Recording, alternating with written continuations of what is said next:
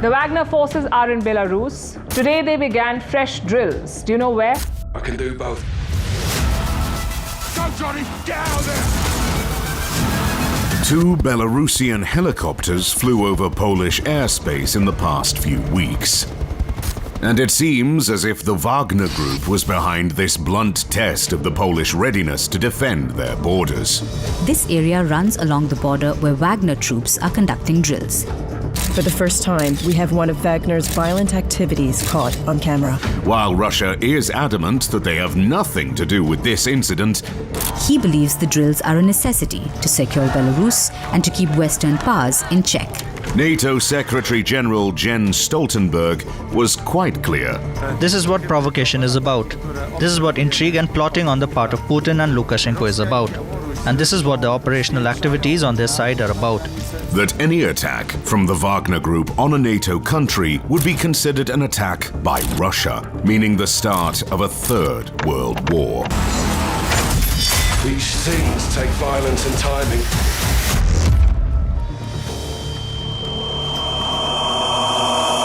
Though, just like anyone, I'm a fan of Call of Duty, I'd prefer to keep it on my screen and not live through it. So, one question needs an answer. Are the Wagner Group ready to spark a devastating world war? Let's find out. Who are the Wagner Group? The Wagner Group, also known as PMC Wagner, is a Russian paramilitary organization linked to the Russian president. No wonder many call it Putin's secret private army. But what's so secret about them when everyone has heard of their operations? Well, they're not too keen on sharing their tactics, numbers, motivation, and almost anything about their business. One of the biggest mysteries, however, is how they operate within Russia, when private militaries are strictly forbidden in Putin land. So, they have been wowing military buffs around the world with their remarkable ability to operate beyond legal boundaries in Russia, and while maintaining a perfectly innocent private military company facade. Because who needs official recognition when you can just casually frolic in conflict zones, right? This arrangement allows Russia to maintain plausible deniability while engaging in military activities abroad. The group's involvement in conflicts like Ukraine, Syria, Libya, and the Central African Republic has raised concerns about its role in advancing Russian interests. Their last involvement in the Ukraine war is particularly interesting, as the special military operation, as Putin calls it, was to denazify Ukraine. Yet the Wagner Group is often associated with neo-Nazism and far-right extremism. While its primary motivations might not be ideological, some members have been linked to such extremist beliefs, adding a troubling layer to the organization's image. Not to mention naming their organization after Hitler's favorite composer. Still, they can be massive Apocalypse Now fans. Who knows? The leader of this jolly band of thugs, rapists, and marauders is a lovable psychopath named Yevgeny Prigozhin. Yevgeny Viktorovich Prigozhin, often referred to as Putin's chef, or better yet, Putin's culinary confidant, boasts a life journey that reads like a roller coaster ride through the annals of Russian business and military escapades. From his early adventures as a youth, caught up in the excitement of petty theft, to rubbing shoulders with Putin himself, Prigozhin's ascent has been nothing short of a modern-day odyssey. While most teenagers might dream of being astronauts or rock stars, Prigozhin's youthful aspirations apparently led him to a life of light thievery and subsequent encounters with the Soviet justice system. His suspended sentence for pilfering might have been the start of a dazzling criminal career. But Prigozhin decided to turn his sticky fingers to the sizzling world of hot dog vending. Who knew that a penchant for processed meats would eventually lead to the moniker Putin's chef? In the turbulent landscape of post-Soviet Russia, where opportunity and chaos seem to coexist in bizarre harmony, Prigozhin managed to parlay his hot dog success into upscale dining establishments. His boat-turned-restaurant, New Island, became a hub for both haughty cuisine and high-level diplomacy. There's something poetic about a man who once dabbled in theft ascending to the role of feeding dignitaries. A true rags-to-riches tale seasoned with irony. But Prigozhin wasn't content with culinary accolades alone. He ventured into the lucrative world of government contracts, catering to schools and military alike. His ambitions, however, didn't stop at nourishment. Prigozhin's Wagner Group emerged from the shadows, a private military force with global aspirations. It's as if he decided that feeding the body with food was not enough. He wanted to feed bodies with lead while at the same time nourishing the flames of war around the world. As the head of Wagner, Prigozhin's leadership style could be described as nothing short of, well, theatrical.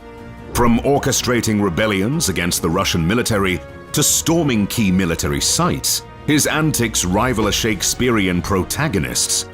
But unlike the bard's tragic heroes, Prigozhin's drama often ends with a twist, a retreat, negotiations, or a well-timed exit. One can say a lot of bad things about Yevgeny Prigozhin. Really, there are a lot of bad things. Still, one thing can't be denied. This man knew how to create one terrifying military force. Wagner's organization. Two other prominent names have often been connected to the Wagner Group. Dmitry Utkin, a veteran of the First and Second Chechen Wars, repeatedly founded the group, naming it after his call sign, Wagner. Utkin has close ties with the Russian Special Forces Spetsnaz GRU, where he was a lieutenant colonel and later a brigade commander.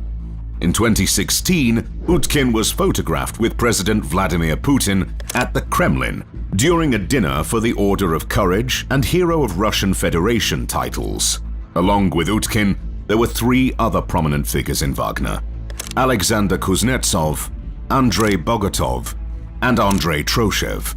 Kuznetsov is well known as Wagner's first reconnaissance and assault company commander. Bogatov is the commander of the 4th Reconnaissance and Assault Company, and Troshev served as the company's executive director. These three men, along with Prigozhin, managed to create one truly inspiring organization. The Wagner Group is like a puzzle made up of many pieces, which are different companies that are connected to Yevgeny Prigozhin's Concord Group.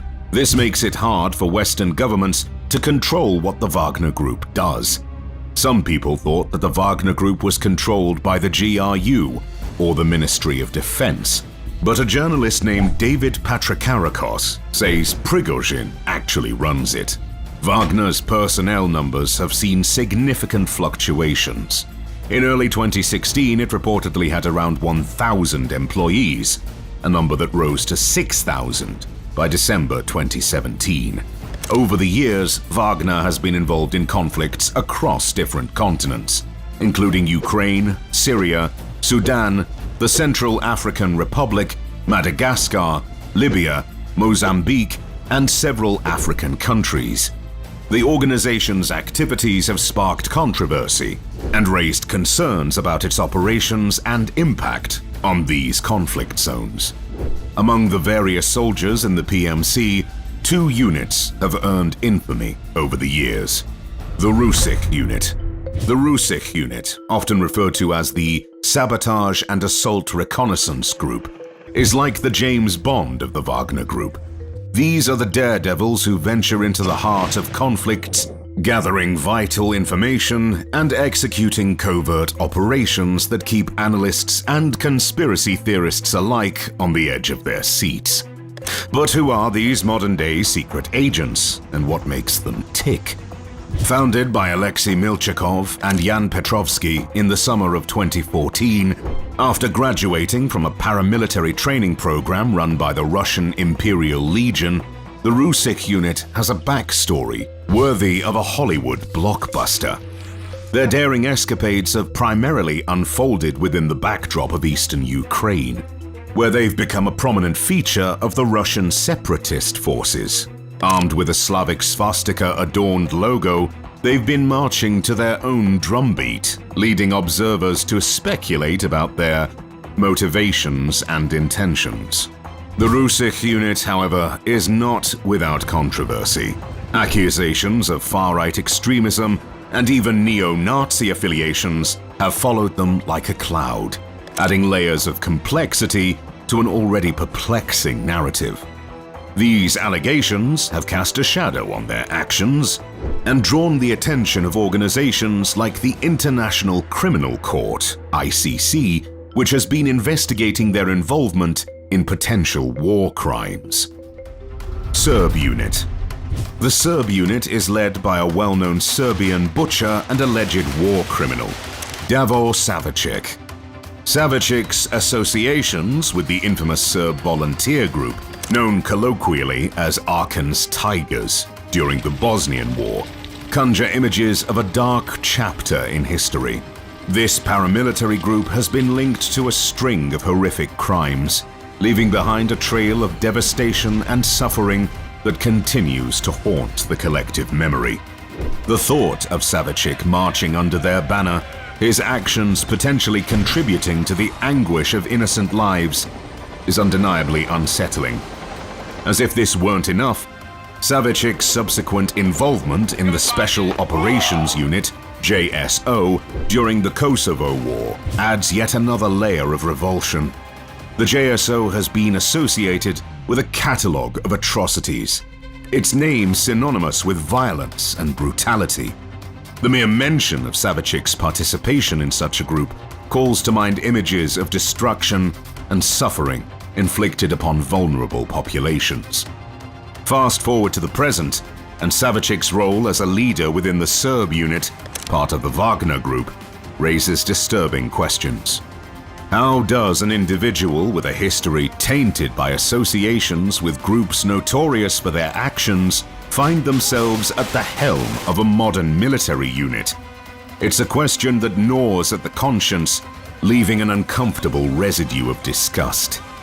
The Serb unit's reported involvement in conflicts across different regions takes on a new dimension in light of Savicic's past. The knowledge that someone with a history stained by past atrocities could potentially be shaping the course of contemporary conflicts elicits a sense of deep unease and moral outrage. Still, let's say you're not the most moral human being alive, and you'd want to join the Wagner Group despite the countless crimes they're accused of committing. How do you do that? Recruitment and training. The recruitment and training process of the enigmatic Wagner Group reads like a thrilling espionage novel, mixed with hard-hitting reality. New recruits venture into the heart of clandestine training at the Russian MOD facility in the remote village of Molkin, Krasnodar Krai, a location that court documents curiously described as a children's vacation camp. Once initiated, recruits are stripped of their online presence, prohibited from posting any training-related content, and sworn to secrecy about their whereabouts. Whether in Russia or abroad, personal identification gives way to a nameless dog tag, and a 10-year confidentiality agreement binds the recruits, granting them access to the inner sanctum of Wagner's operations. Drill instructors, often Russian military officers, sculpt these recruits into an enigmatic fighting force. A mix of veterans, usually aged 35 to 55, undergo rigorous training for a stipend of $1,100 per month. The allure of the mysterious Wagner Code of Honor, with its commandments to protect Russia's interests and fight not just for money, but for the principle of winning, beckons these modern mercenaries. Yet even this shadowy world is not immune to the ebbs and flows of geopolitical chaos. With the war in Ukraine escalating, the Russian government enlists Wagner, transforming inmates into a peculiar reserve force. The intrigue deepens as reports suggest the recruitment of rebels, nicknamed the Black Russians, from the Central African Republic for far-flung battles. Handovers of weapons and tanks to Russia's regular army underscore the complex dynamics at play. Wagner's dance between loyalty and power culminates in a deal with the Kremlin, leading to recalibrations and head-scratching developments, where even the warlord's location becomes a tantalizing enigma. The Wagner Group's recruitment and training process is a tapestry woven from secrecy, loyalty, and shifting alliances. A story that dances on the edge of fiction while remaining firmly rooted in reality, often stranger than fiction itself. As you can see, the Wagner Group is dancing an intricate dance not only with their rivals on the battlefield, but also with Russia itself. Relationship with the Russian state. The Wagner Group's relationship with the Russian state is a mesmerizing dance of denial, intrigue, and shifting allegiances that could rival the plot twists of a spy thriller. President Putin, a master of political theater, once denied any ties between the Russian state and the Wagner Group, deeming it a mere private military company.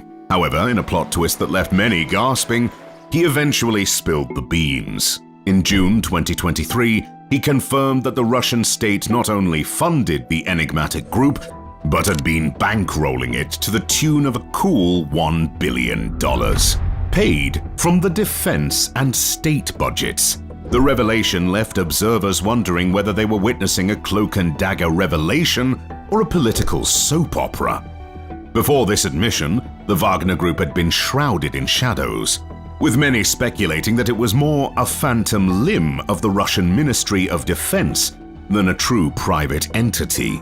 The company's cozy arrangements with the Russian military, from sharing bases to hitching rides on military aircraft, painted a picture of a relationship much deeper than a casual fling. The Russian government's support extended beyond financial aid, with allegations of passport assistance and even a casual nod to volunteer detachments, a euphemism that could make George Orwell raise an eyebrow. Yet this love story is far from conventional. The relationship between the Russian state and Wagner is laced with tension and public spats. Prigozhin, the puppeteer behind the Wagner curtain, isn't afraid to air his grievances, accusing top-ranking military officers of incompetence.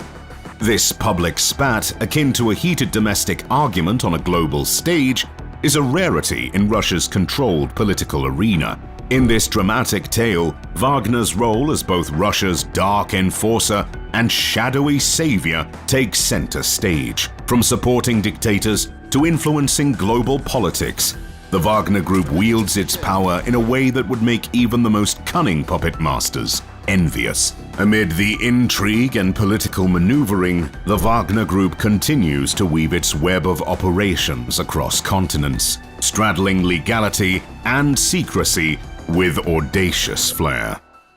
Missions. In the shadows of global politics and conflict, the Wagner Group has carved its name into the annals of modern warfare, with audacious and often controversial operations spanning across continents. From the frosty expanses of Russia to the scorching deserts of Africa, the Wagner Group's missions read like the chapters of a riveting espionage novel. Ukraine has been a pivotal stage for the Wagner Group's dramatic performances. In the unfolding saga of the Russian invasion of Ukraine, Wagner's alleged activities read like a thriller plot, from recruiting prison inmates for frontline combat to reported assassination attempts on Ukrainian leaders.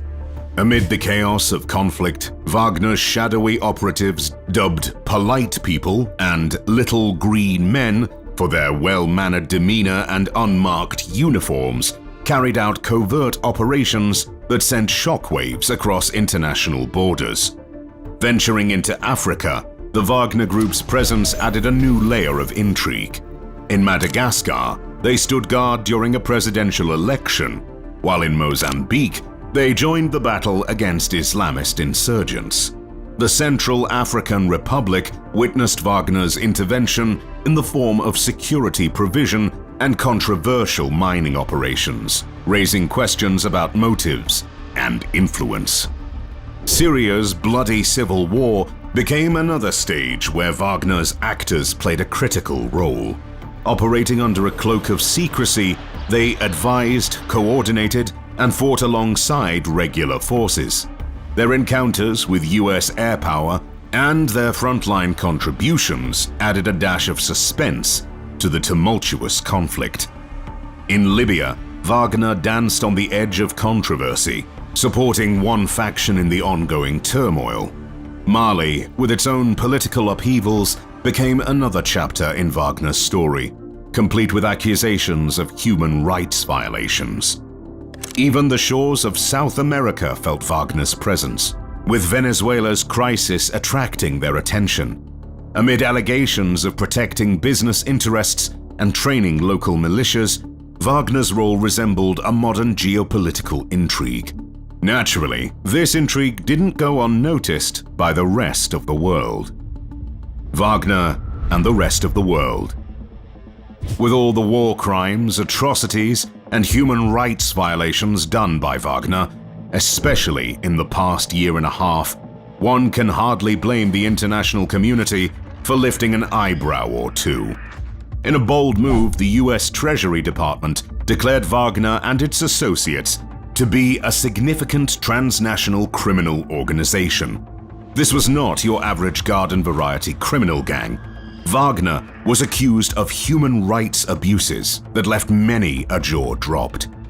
European nations and the United Nations joined the chorus, pointing fingers at Wagner for the alleged atrocities in Africa. The Central African Republic, Libya, and Mali all became stages for this dramatic performance. Video snippets emerged like mysterious plot twists, showing the alleged brutality of Wagner's acts. There was the shocking scene of a sledgehammer-wielding group affiliated with Wagner, demonstrating an alarming disregard for human life. Calls for investigations echoed, but the Kremlin seemed to have lost its hearing aid. The actions danced on as countries from Canada to Australia to Japan took center stage, aiming to strip Wagner of its power cords.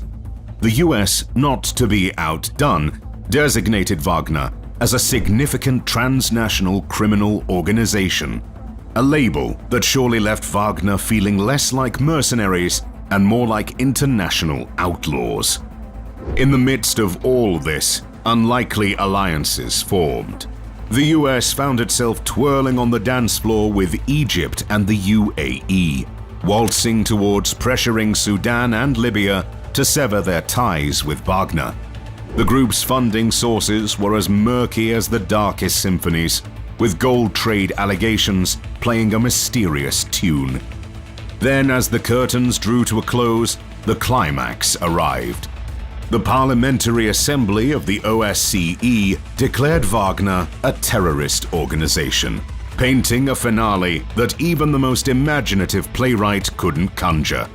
The US, never one to miss an encore, slapped sanctions on firms entangled in Wagner's web, accusing them of spinning a web of illicit gold trade to fund the troupe. And while the international community knew that Wagner was a bad apple, to put it mildly, Russia was just about to find it out as well. Wagner's mutiny.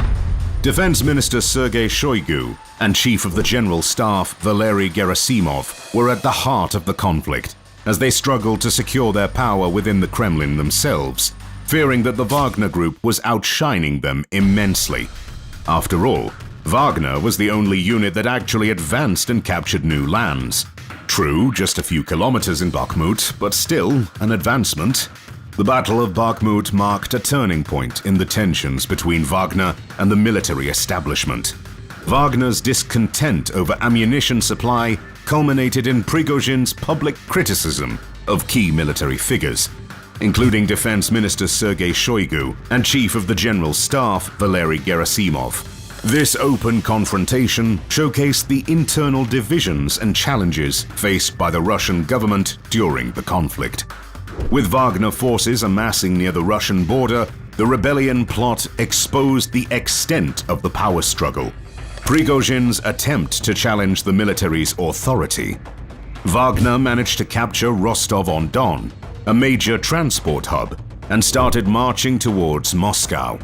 Reports stated that during the 48-hour march, all officials left Moscow as they believed the capital would fall without a fight. Thus, they relocated to St. Petersburg, where they could start to prepare for a civil war. The subsequent negotiations for a settlement highlighted the complexities of Wagner's relationship with the Russian establishment. The rebellion ultimately subsided, with Wagner forces retreating from Rostov-on-Don after talks brokered by Belarusian President Alexander Lukashenko. Wagner now.